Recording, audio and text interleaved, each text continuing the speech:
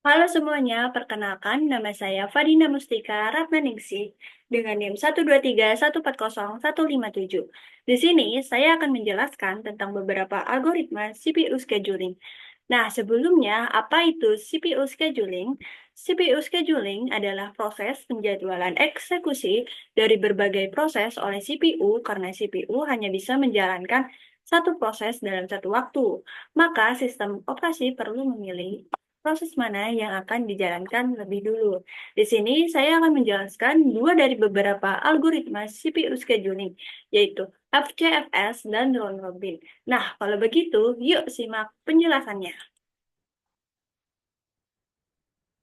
Yang pertama yaitu first come, first serve atau bisa disebut FCFS, yaitu algoritma penjadwalan sistem operasi yang secara otomatis menangani permintaan dan proses antrian yang sesuai urutan kedatangannya. Hanya satu proses yang dapat berjalan pada satu waktu. Berikut adalah gantt chart yang menggambarkan urutan eksekusi proses dari awal hingga akhir. Setiap blok mewakili proses yang berjalan dalam satu interval dalam waktu tertentu. Karena P1 datang paling awal, dia akan dijalankan pertama selama 10 milisecond. Setelah P1 selesai di waktu 10, P2 yang datang di waktu 2 langsung dijalankan selama 5 milisecond dan selesai di waktu 15. Lalu P3 berjalan dari waktu 15 sampai 23 karena burst time-nya yaitu 8 milisecond. Kemudian pada proses P4 berjalan dari waktu 23 selama 3 milisecond. Dan P5 berjalan dari waktu 26 dengan 6 milisecond dan selesai di waktu 32. Ini adalah penjabaran perhitungan dari algoritma FCFS. Yang pertama ada completion time, yaitu waktu ketika suatu proses selesai diproses oleh CPU.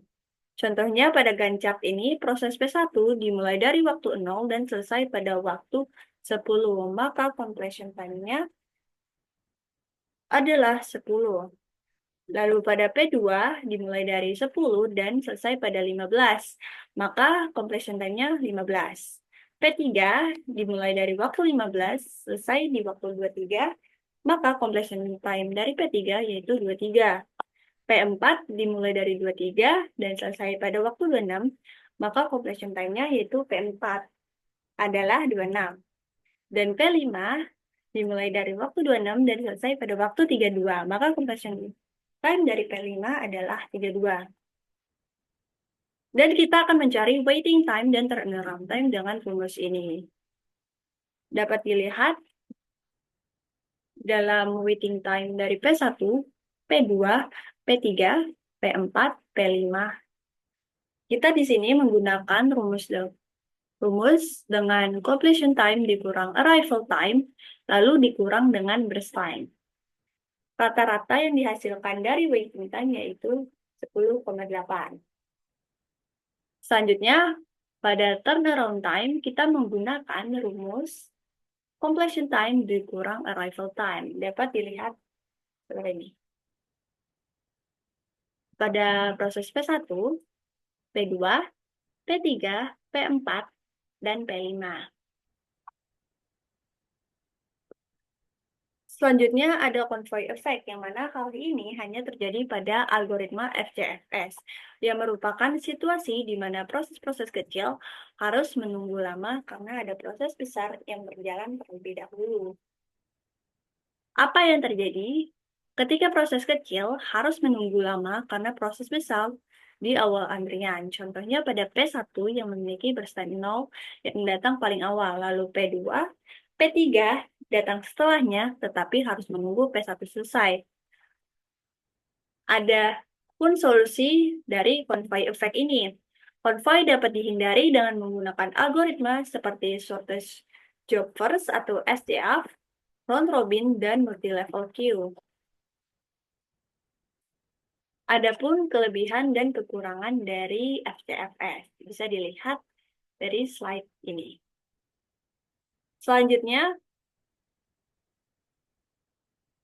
akan membahas algoritma von Neumann, yaitu algoritma ini menjalankan suatu proses dalam jangka waktu tertentu. Jika proses tersebut telah berjalan melewati jangka waktu tersebut, proses tersebut akan otomatis diberhentikan sementara dan dimasukkan ke dalam antrian proses yang paling belakang. Selanjutnya, algoritma ini akan menjalankan proses lain dari antrian yang paling depan. Algoritma round robin ini sangat bergantung pada jumlah waktu yang ditentukan. Dapat dilihat dalam penjabaran berikut ini. Dalam algoritma round robin, prioritas tidak digunakan. Yang penting adalah waktu kedatangan dan pembagian waktu berdasarkan time kuantumnya. Di sini kita menggunakan time kuantum yaitu 3 milisecond. Proses pertama yang datang adalah P1 di waktu 0. Karena time kuantumnya yaitu 3 milisecond, P1 hanya dapat jatah 3 milisecond, lalu bergantian ke proses berikutnya.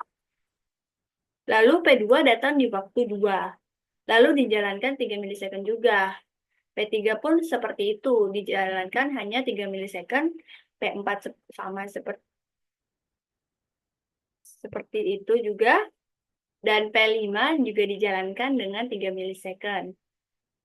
P1 dijalankan juga dengan 3 milisecond, lalu P2 karena sisanya hanya ada 2 milisecond, maka P2 hanya dijalankan 2 milisecond.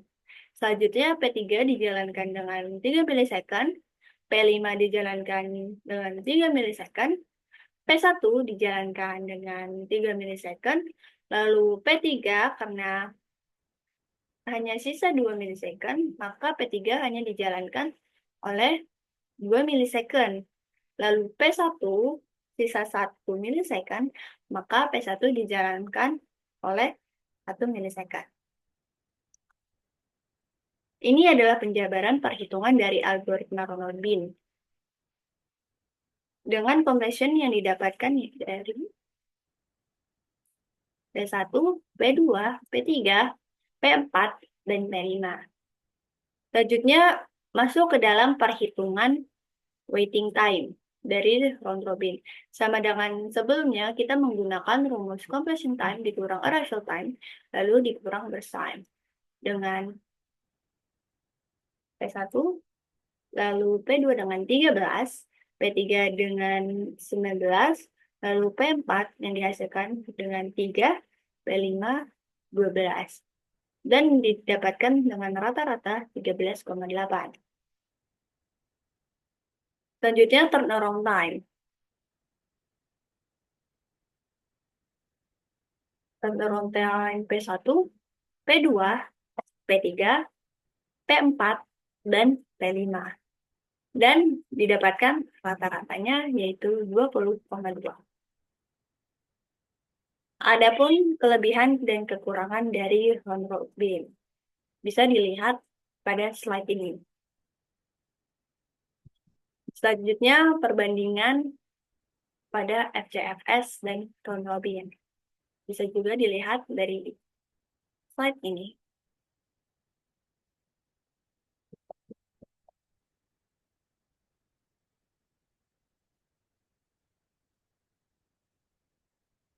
Nah, itulah penjelasan tentang algoritma CPU scheduling yang kita bahas kali ini, lengkap dengan Gantt chart, completion time, hingga perhitungan waktunya. Semoga video ini dapat membantu kalian. Terima kasih semuanya.